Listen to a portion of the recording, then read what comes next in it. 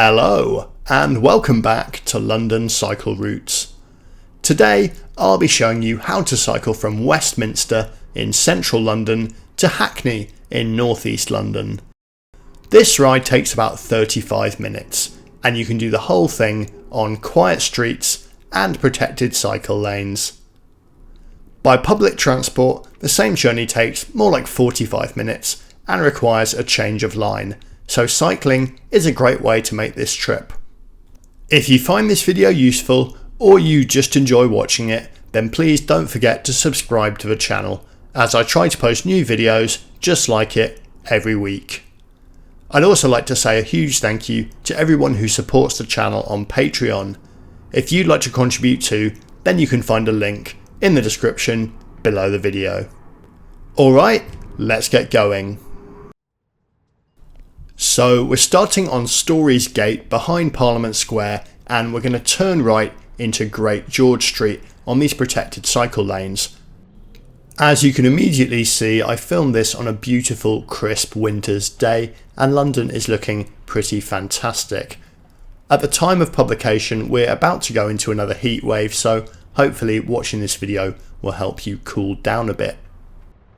I usually start and end videos in Westminster next to Big Ben, which we're about to pass now, but I thought I'd include this little turn from Storey's Gate at the beginning just to show how the cycle lanes through Parliament Square link up with other bits of Westminster. Storey's Gate, where we began the video, is actually named after Edward Storey, who had the grand title of Keeper of the King's Birds back in the 17th century. He was responsible for looking after the nearby Royal Aviary, which is where the nearby street Birdcage Walk also gets its name from. The aviary has since disappeared, but if you find yourself in St James's Park, you can still see a living remnant of it in the form of the pelicans that live there. Pelicans were first introduced to the park in 1664 as a gift of the Russian ambassador. The reason that Edward Storey stands out amongst the various keepers of the king's birds throughout history is because he was mentioned in the diaries of Samuel Pepys, and the street was renamed in his honour. We're currently heading along Cycleway 3 down the Victoria Embankment following the River Thames. Later this year, or possibly earlier next year, we're actually expecting some pretty big changes along here. A moment ago you probably saw that we passed a fenced off area which has been closed off for years. That is a building site for the Thames Tideway Tunnel, aka the Super Sewer, which is now complete, and that area is in the process of being opened up again to the public. There's also going to be some new public space jutting out into what used to be a part of the River Thames, I believe at that point, and also around Blackfriars Bridge, which we'll come to in a bit. But in terms of cycling, there's also going to be another significant change, and that is that Cycleway 3 is going to be rerouted slightly, or at least unrerouted. I suspect a lot of people don't actually remember this, but the Embankment Cycleway used to continue straight ahead up onto Blackfriars Bridge when it first opened back in 2016. This was the official layout, but the Super Sewer works actually started very soon after, and by 2017, you can check this on Street View, it had been diverted to its current location, where you have to cross the street and veer left up towards Farringdon. We're coming up to that crossing now, and the old layout just went straight ahead here through where that turquoise wall is. Now, given how long these works have been taking place, the original layout was only in place for 1 year versus a little under a decade for this temporary diversion. But my understanding is that the original layout is now going to be restored. In some respects, this is going to be an improvement. If you want to go along the embankment and then turn right south along Blackfriars Bridge, it'll be a bit more direct to do so, and crucially it will avoid the run of several traffic lights that you currently have to go through. The current layout though is arguably better for turning north towards Farringdon, and obviously you still need to cross the street to get to this bit through the Blackfriars underpass. So I'm hoping the diversion is kept as an option in addition to the old layout, but I'm not sure what the exact plans are there beyond reopening the original route. Whatever happens, I'm obviously going to make a video explaining the new layout when it opens, so please do make sure that you're subscribed to the channel on YouTube and do hit the bell icon so that you're alerted when I post new videos, which go up pretty much every week.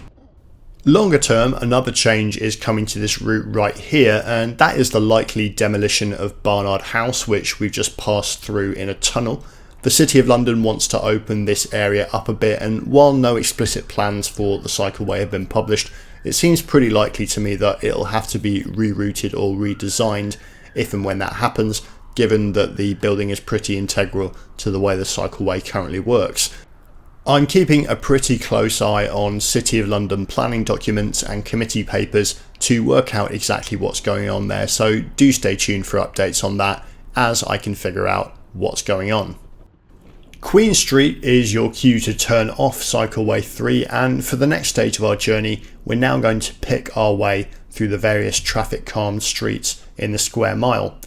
We're not actually going to be passing through the big redesigned Bank Junction today, which I've covered in other videos, but this was made buses and bikes only after a recent redesign, and that closure has really quietened down the streets around it significantly by closing off a lot of the through routes for vehicles. The only thing that I would say is that the city is an incredibly dense commercial area, and at certain times of day there are lots of commercial vehicles, particularly loading and unloading, as well as lots of construction traffic and works traffic. So while there isn't much through traffic here, it's never going to be as quiet riding around it as a low traffic neighbourhood, for example, out in zone 2 or 3. That said, as you can see, you can pick a pretty sensible route through here to get you past what used to be a really daunting place to cycle. What we're doing right now as of Coleman Street is running on quiet streets parallel to Moorgate, which is the main street which runs north-south out of the city here, just to the right of those buildings. Moorgate does actually have some traffic restrictions on it and a very limited cycle lane, but it's still really not a very nice place to cycle, so we're taking this route instead to connect up to Cycleway 1, which runs north-south out of the city. Just a temporary health warning about this section of the route. At the time of filming, August 2025, Wilson Street, which we're going to get to when we turn a corner in a moment, is actually closed one way for a major construction project. This means that you technically can't take this route southbound. If you turn left here, you can take a slightly fiddly alternative route through Finsbury Square, which has a cycle lane and which bypasses the whole thing, meeting this route at the top of Wilson Street. I have actually occasionally seen Wilson Street completely closed. I think the construction site does it when they're bringing in a huge lorry or a load of materials or something like that, so sometimes it might even make sense to go northbound via Finsbury Square. You can see the closure just up here. It's perfectly fine in this direction, but you're not technically supposed to cycle in the opposite direction. If you do take that diversion, you join us here just past these traffic lights and you come from the left, and then you continue the route right here. I don't know how long that construction project is going to take, and I suspect that the developers in charge don't really know either. However long, I think it would make sense to add contraflow cycling to that no entry sign, just like that accept cycles sign on this no entry sign here, as it does really disrupt Cycleway 1, which is supposed to be the main premier cycleway coming in and out of London's main business district. Cycleway 1 is kept relatively quiet with a series of filters like that fire gate that we just passed through. I'd say the biggest problem with it is actually the street surface, which as you can see is totally pockmarked with potholes and various construction and utility scars. The whole thing could really do with a bit of a resurface, and maybe some of this parking could be replaced with something a bit nicer like planting as well, just to brighten up the streetscape a little bit and make it a nicer place. You've got two options to get to Hackney from here. You could either turn right and go up Rivington Street and Cycleway 13 via Columbia Road, or you could do what we're doing today and go straight ahead north up Pitfield Street, and we're clearly taking the latter.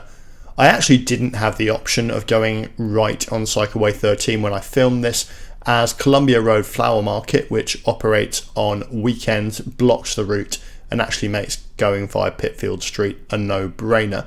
I think that both those two routes are actually pretty similar and I like both of them. Sometimes it's nice to switch it up a little bit. You can see that Pitfield Street is pretty quiet and most of the through traffic has been removed because there's a modal filter at the end opposite the Britannia Leisure Centre, which we'll go past in a minute or so. Hackney Council has actually just published some interesting plans for more filters and bus gates in this area to reduce traffic on nearby Hoxton Street. It's really good to see, but there are actually some issues with the published design that a few campaigners have flagged. The proposed scheme doesn't actually close all the through routes for traffic in the area, and it might actually end up sending more cars onto Pitfield Street, which we're on now, to avoid Hoxton Street. It would be quite easy to fix this though with a couple more filters in the right places, and the good news is that the council has indicated that they're open to improving the design. The consultation is open until the 14th of September 2025, so I'll link to it below. Do take a look when you're done with the video, and if you agree, please do say that you support the scheme, but that they should add more filters to ensure that traffic doesn't rat run via Pitfield Street, as it is the route of the main cycleway in the area and could be counterproductive to the objectives of the scheme, which are fundamentally good. It would also be nice to see it extended to cover Whitmore Road and de Beauvoir Road, which we're on now and which are sometimes a little busier than Pitfield Street further to the south. Just a reminder that if you need a little bit of extra help navigating this route, then I've done a map of it, which I'll also link to in the description below. And I currently upload them to a website called Komoot, and you can download it as a GPX file there. I think Komoot has actually been sold and taken over by another company, and I think they might be making some changes to their business model. I'm pretty sure that you can still download the maps for free, but let me know if you have any issues because I'm keeping an eye on their evolving practices. I only really use it because it's an easy way for me to draw the maps and to host them for people to download it, so I would look for another service on which I could do that. I'm not actually aware of any, so if anyone has any alternative ideas of places that I could host GPX files and have them available for download and just general viewing for people on the channel, then do let me know as well, because I don't know how long the service will necessarily last for. Now, we turned off Cycleway 1 and went through de Beauvoir Square, St Peter's Way, and then we crossed the A10 and we're now on Middleton Road. This street is part of the London Fields low traffic neighbourhood, and as such it has no through traffic at all on it. It's really quiet, there aren't really any cars moving here, and you can always expect it to be nice and calm like this. It's also a really popular cycleway for getting into Hackney Central from the west. As with Cycleway 1, the biggest problem is probably the surface of the street, which particularly on the eastern section is a little bit rattly, and considering the number of people who cycle down here every day, you'd really think that they would want to make the surface as friendly to cycling as possible. It's definitely a candidate for resurfacing, I think, but it is ultimately a really fantastic low traffic way to go east-west across this bit of Hackney. Just a reminder that if you're enjoying the video and you're not yet subscribed, please do hit the subscribe button on the channel on YouTube, and also hit the little bell icon next to it so that you're alerted to new videos. And I'd like to give my usual thanks to everyone who supports the channel on Patreon. I really appreciate your contributions, and the channel definitely would not be able to produce a video every week without your support. If anyone else is interested in joining the Patreon, I'll put a link in the description below the video as well, and you can throw money at me there. We're now on London Fields. The paths here are shared with pedestrians, so do make sure to cycle gently and just be aware of your surroundings. This main path here has actually got a line down the middle, and on the left is pedestrians, on the right is bikes. It's actually surprisingly well observed, I think, out of all the paths that are treated like this.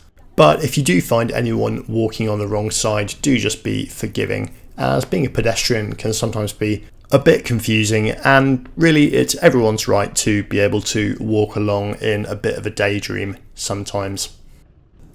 I've always liked this little route towards Hackney Town Hall via the back streets on Martello Street and Hackney Grove. You do technically have priority over this parallel zebra crossing here, but just remember that not all motorists respect that, so be careful as you go over there and don't just zip over, as not everyone is necessarily going to stop.